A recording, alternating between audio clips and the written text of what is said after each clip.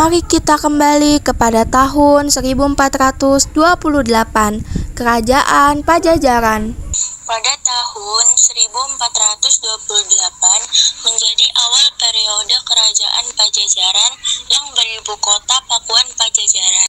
Berikut adalah raja-raja yang memerintah di Pakuan Pajajaran. Sri Baduga Maharaja pada tahun 1482 sampai 1521 bertahta di Pakuan Bogor. Sri Baduga Maharaja atau Prabu Siliwangi III juga dikenal sebagai Ratu Jayadewata, putra Prabu Dewa Niskala, putra Mahaprabu Niskala Wastukancana. Lahir pada 1401 Masehi di Kawali Ciamis, mengawali pemerintahan zaman Pakuan Pajajaran yang memerintah Kerajaan Sunda Galuh selama 39 tahun. Meninggal pada 31 Desember 1521, Pakuan Pajajaran. Anak dari Sri Baduga adalah Prabu Kian Santang, Pangeran Walangsungsang, dan Rara Santang. Kakek dan neneknya Niskala Wastukancana, cucunya Pangeran Cirebon, Nyai Pakungwati, Nyai Rasa Malasih, Nyai Laras Konda, Nyai Jamaras, dan lainnya. Orang tuanya Dewa Niskala dan Uma Dewi. Pasangannya Nyai Asbet Kasih, Kentring Manik Mayang Sunda, dan Nyai Subang Larang. Surawisesa pada tahun 1521 sampai 1535 bertahta di Pakuan. Prabu Surawisesa diangkat menjadi raja kedua Pajajaran pada tahun 1482 sampai 1521 Masehi. Prabu Surawisesa adalah seorang raja yang sangat berambisi, ingin memajukan dan mensejahterakan rakyatnya. Sejak Sri Baduga turun tahta, permusuhan terjadi antara Kerajaan Pajajaran dengan Kerajaan Cirebon. Ratu Dewata pada tahun 1535 sampai 1543 bertahta di Pakuan. Ratu Dewata adalah raja dari Kerajaan Sunda yang memerintah di abad ke-16 Masehi, menggantikan ayahnya Surawisesa. Berbeda dengan Surawisesa yang dikenal sebagai panglima perang yang perkasa dan pemberani, Ratu Dewata berwatak sangat alim dan taat kepada agama serta cenderung mengabaikan urusan kemiliteran negara. Pakuan Pajajaran hancur rata dengan tanah pada tahun 1579 akibat serangan Kesultanan Banten. Berakhirnya zaman Kerajaan Sunda ditandai dengan dirampasnya Palangka Sriwacana dari Pakuan Pajajaran oleh Kraton Surosowan di Banten oleh pasukan Maulana Yusuf. Beberapa peninggalan Pakuan Pajajaran ialah sebagai berikut: Prasasti Sahyang Tapak, Babat Pajajaran, Prasasti Kawali, Carita Waruguru, Tugu Perjanjian Portugis, Carita Parayangan, Prasasti Batu Tulis, Taman Perburuan, sekarang menjadi Kebun Raya Bogor. Kerajaan Melayu. Dirinya Kerajaan Melayu dimulai pada abad ke-7 yang berpusat di Minanga, pada abad ke-13 yang berpusat di Darmasraya, dan di abad ke-15 berpusat di Suruh Aso atau Pagaruyung. Raja-raja yang memimpin. Pada 1183, Raja Trailokya Raja.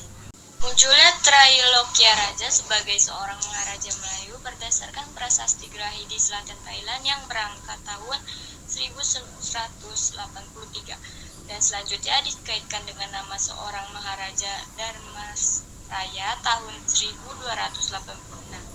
Berdasarkan prasasti Padang Roco, kemudian sejarawan menganggap bahwa pada masa Trailokya Raja ini telah terjadi perubahan kekuasaan di bumi Melayu, di mana dahulunya kawasan yang disebut dengan Sanfosi berdasarkan kronik Tiongkok, namun telah digantikan oleh Darmasraya. Pada tahun 1286 hingga 1316, Tribhuwanaraja Lima Tribhuvana Raj Mauli Verma Deva merupakan salah seorang maharaja Malayapura yang pernah memerintah di Darmasraya, sekarang Kabupaten Darmasraya.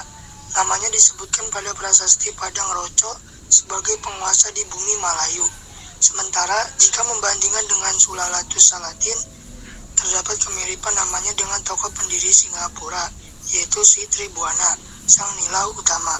Pada tahun 1316 hingga 1347, Akarendrawarman, Raja Kendra merupakan salah satu seorang Raja Melayu naik tahta menggantikan Srimat Tribhuwan Raja Mauri Vermadev pada tahun 1316, lalu digantikan oleh Aditya Verma putra dari Atifa Brahman. Pada 1347